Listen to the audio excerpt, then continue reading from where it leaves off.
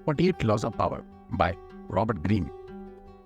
आइए आज इसका 28वां लॉ देखते हैं जो कहता है एंटर एक्शन विथ बोल्डनेस, यानी कि कोई भी काम करने के लिए आप पूरी तन्मयता से, पूरी दृढ़ निश्चय से ही उसमें जाइएगा। इससे पहले के 27 लॉज ऑलरेडी हम लोग देख चुके हैं और उनके वीडियोस आपको इसी प्लेलिस्ट में ऊपर मिल जाएंगे। आप उन्हें भी जरूर देखिए, वो आपको जरूर अच्छे लगेंगे। इसके अलावा अगर आप चैनल पर नए हैं तो कृपया चैनल को सब्सक्राइब जरूर करें और नोटिफिकेशन बेल को दबाना ना भूलें। आइए इस लॉ से जुड़ी जो कहानियां हैं उन पे नजर डालते हैं। पहली कहानी है 1925 के मई मंथ की, फ्रांस की। फ्रांस में होटल क्रिलियन में 5 successful scrap dealers, metal scrap dealers को बुलाया गया। पांचों ये नहीं जानते थे कि यहाँ पे उनको बुलाने का मकसद क्या है और यहाँ वो इसलिए आए। उन्हें एक टेलीग्राम आया था जो फ्रेंच गवर्नमेंट की तरफ से था। उन्होंने वहां जाकर जब पूछताछ की तो वहां पे एक फ्रेंच ऑफिशियल आया और उसने बताया कि यहाँ पे हम इकट्ठा हुए हैं द आईफिल टावर के बेचने के सौदे को लेकर। उस ऑफिशियल ने बताया कि सरकार इस मॉन्यूमेंट को और नहीं बर्दाश्त कर सकती, इसका खर्च बहुत ज्यादा हो गया है, जिसकी वजह से सरकार इसे बेचना चाहती है। और आप चूंकि पांचों फ्रांस के सबसे बड़े मेटल स्क्रैप डीलर्स हो तो ये सौदा मैं आपको सरकार की तरफ से देता हूं। आप में से जो भी अपनी बोली सर्वश्रेष्ठ लगाएगा हम उसे ही ये डील दे देंगे।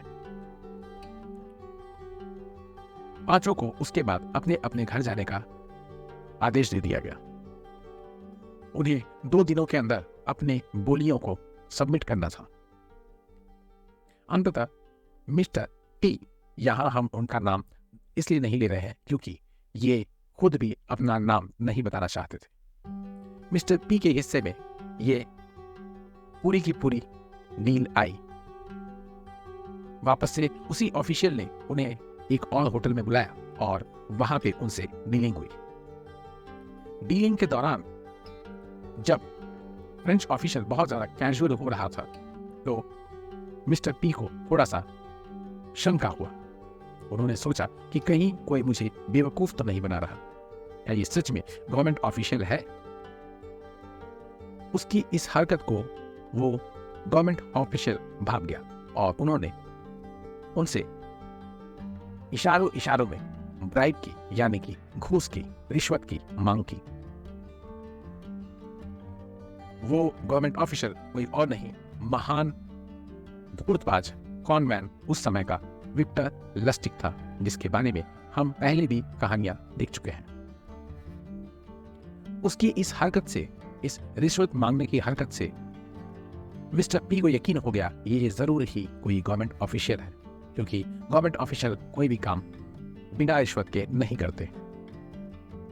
अंततः उन्होंने अपने साथ लाया हुआ जितना भी पैसा था वो विक्टर लस्टिक के हवाले कर दिया और खुद चले गए। काफी दिनों तक जब उसके बारे में, उस डील के बारे में कोई भी नोटिफिकेशन नहीं आई तो मिस्टर पी को पता चल गया कि उन्हें किसी ने बेवकूफ बना दिया है।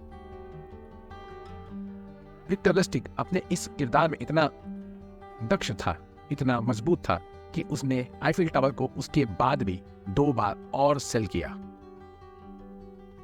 आप समझ सकते हैं ये सिर्फ उसकी बोल्डनेस थी जिसकी वजह से लोग उसके ऊपर शंका नहीं कर पाते थे और वो उसके इस जाल में फंस जाते थे। और ये कहानी है इवान की। इवान फोर्थ, जो कि आगे चल के रशिया के बहुत ही प्रख्यात राजा होते हैं या जार होते हैं। बात है 1533 की, जब वैसिली तृतीय अपने मौत की अंतिम घड़ियां गिन रहे थे। उन्होंने अपने 3 साल के बेटे इवान फोर्थ को अपना उत्तराधिकारी नियुक्त किया और अपनी सबसे जवान पत्नी हेलेना को उनका रीजेंट घोषित कर दिया। वैसिली के मरने के कुछ ही दिनों के बाद हेलेना ने सारा चार्ज अपने ऊपर ले लिया और अपने दोस्त के साथ मिलकर राज करने लगी। किंतु उस समय जो नोबिलिटी थी, जिन्हें बोयार्स कहा जाता था, वो काफी अपना दबदबा बनाने के लिए लड़ रही थी। नोबिलिटी चाहती थी कि उनमें से एक शुष्की फैमिली आ जाए, और अंततः शुष्की फैमिली ने इस मौके को गवाया नहीं। उन्होंने तुरंत ही हेलेना और उनके मित्र को जेल में डाल दिया और बाद में उनका कत्ल भी कर दिया।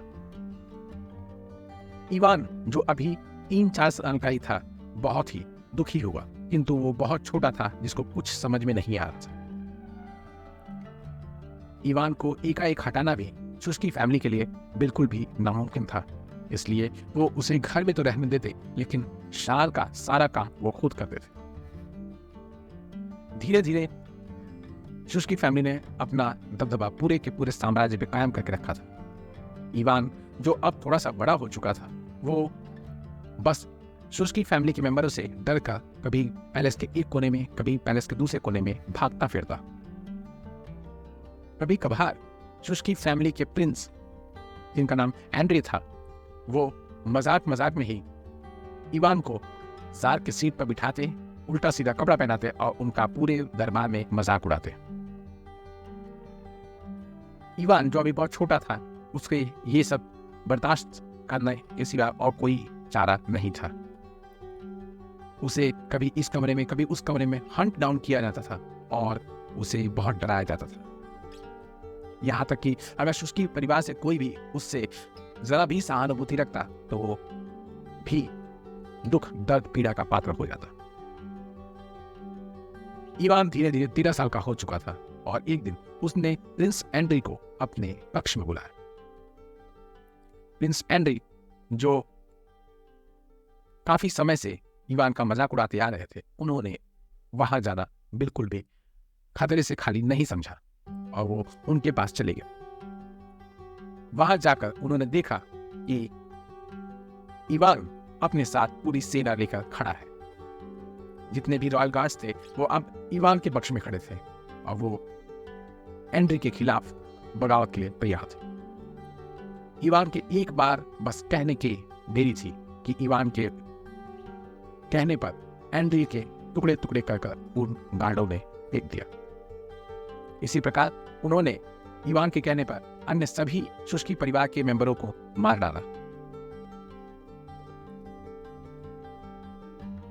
अंत में यही वो किताब है जिसके बारे में हम पढ़ रहे हैं, the 48 laws of power by Robert Greene. आप इस किताब का लिंक डिस्क्रिप्शन बॉक्स में पा जाएंगे। कृपया इसे बाय कीजिए, पढ़िए और अपने जीवन का हिस्सा बनाइए। ये बहुत बहुत उम्दा किताब है और आपको जरूर पसंद आएगी। चलिए, मैं आप लोग से मुलाकात करूंगा अपने नए वीडियो में, नेक्स्ट वीडियो में। बाय। अंत में आपसे यही कहना चाहूंगा कि इस वीडियो को लाइक और अपने दोस्तों और रिश्तेदारों में शेयर कीजिए। इस चैनल को सब्सक्राइब कीजिए और नोटिफिकेशन बेल को जरूर प्रेस कीजिएगा। अंत में, अगर आपके जीवन में इस वीडियो से जुड़ा हुआ कोई भी वाकया हुआ है तो प्लीज कमेंट बॉक्स में हमसे शेयर कीजिए। मैं सब कमेंट्स पढ़ता हूँ। चलिए, मिलते हैं अगली वीडियो में। बाय।